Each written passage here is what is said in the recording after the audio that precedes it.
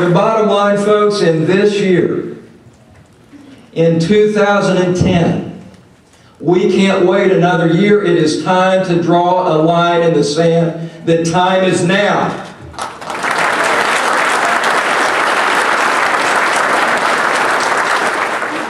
Then I started looking at what's going on in our state. There are three primary things that I've been doing when I've gone around the state to over 40 counties giving speeches so far. The first is talking about creating jobs. Folks, I know a little bit about that. It's been my honor to help create over 3,500 jobs, and I've run companies up to 2,600 people. So I understand how that works.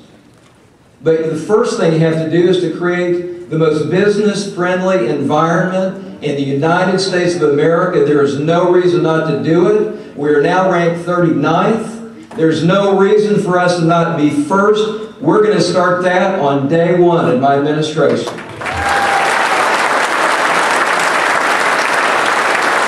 We're going to reduce regulations, not increase them. We're going to get government out of the way so that our free enterprise system can work and create jobs rather than being hounded by the federal bureaucracy and the state bureaucracy. We can do that. We can do things like improve our literacy skills so that education at every level will be impacted better later. That's something I know about. Governor Clinton, then President Clinton, appointed me to the very first Literacy Commission because he recognized, as I do, that that's at the root of how we fix our educational problem. And we're going to fix that. We're going to work on education at every level. And we are going to then start the second part of my platform. We're going to attack waste vigorously. We're going to appoint a blue ribbon commission to assist me to get to the bottom of every board, every commission, and every agency to root out the waste, make business more streamlined, more productive, and we're going to do it starting on the first day I'm elected.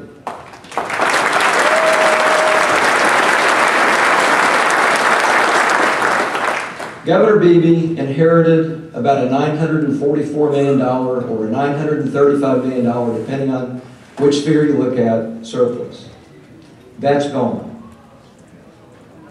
The news media reports Governor Beebe saying that we have a balanced budget. We have a $23 million surplus. Folks, the truth is we have a $390 million and growing unfunded liability to the federal government for the extension of unemployment benefits. If that's a balanced budget, Mike Ross is a blue dog Democrat. Have any of you ever seen a blue dog in real life? You know why? Blue dogs don't exist. It's a fantasy. And so is our balanced budget. I'm going to be talking about things. How many of y'all ever saw the movie Planes, Trains, and Automobiles?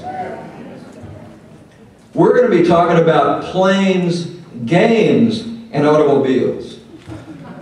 We're going to be talking about the fact that within 6 months of taking office, Governor Beebe bought a $5 million airplane. Planes. We're going to be talking about ethics reforms, games, and we're going to be talking about automobiles.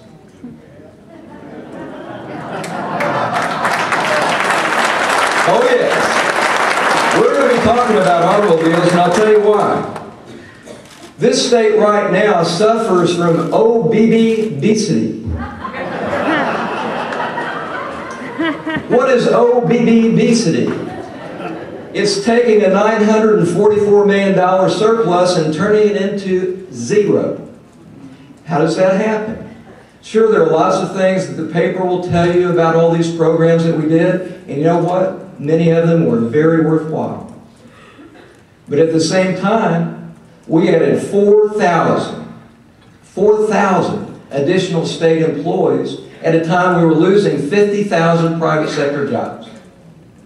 7.8% increase in the last 3.5 years. obesity. Driving a state car for your personal use as the Attorney General. Oh, BBBC. Now the governor now looks back and says, well, that was just the tradition and practice. Really? That is the tradition and the practice of the good old boy network, and folks, I'm going to bring that to an end.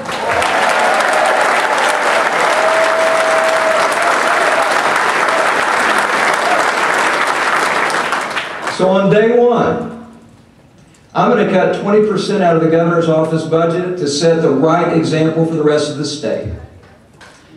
Thank you.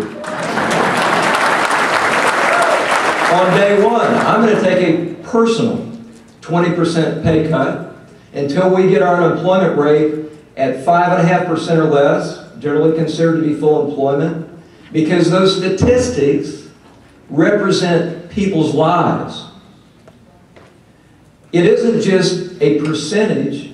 We're at almost the highest unemployment rate in 34 years in the state of Arkansas, but we're adding 4,000 state jobs. We need to be putting that money back into creating private sector jobs in the state of Arkansas and freeing up the enterprise system, not just employ more state employees that folks we frankly can't afford right now.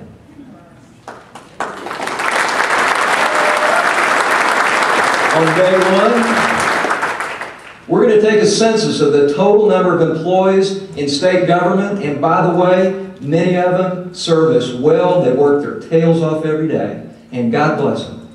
But we're going to take a census of the total number of state employees, and 4 years later, we are not going to have one single additional state employee in the state of Arkansas, because you have to stop the growth of government before you can start reducing the size of government.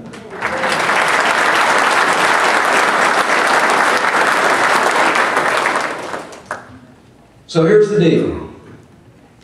That sounded like Ross Perot. Oh my gosh. Here's what we're going to do, folks. This is serious business. We have some problems in this state that we can fix. We have an incredibly beautiful state. We have a wonderful workforce. We have a lot of things that we can capitalize on that we have not opened our eyes to take advantage of. If we fix our tax system, if we make it more equitable, if we make sure that capital is freed up so that we can create jobs and retain jobs in the state of Arkansas, we can really change the way that our whole state operates. We can do that. We can do a lot of things that will make a difference for the lives of my children and my 2 little grandchildren that are a year old or less. We can make a better Arkansas for them, and we can do that starting today. I need your help. We have made an incredible rise in the polls recently, but those are only a snapshot in time.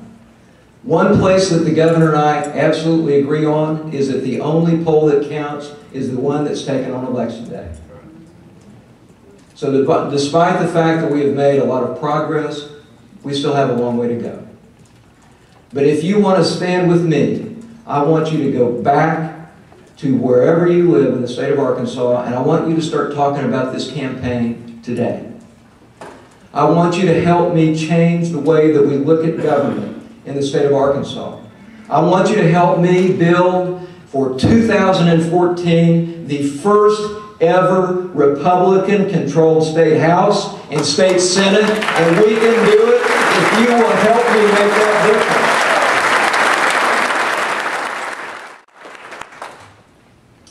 The opportunity is laying before us. All we have to do is capitalize on it to move our state forward. Not to have the revolving door politics of the past. We can make a difference in the state of Arkansas. It is time to send the chairman of the board of the Good Old Boy Network home. God bless you.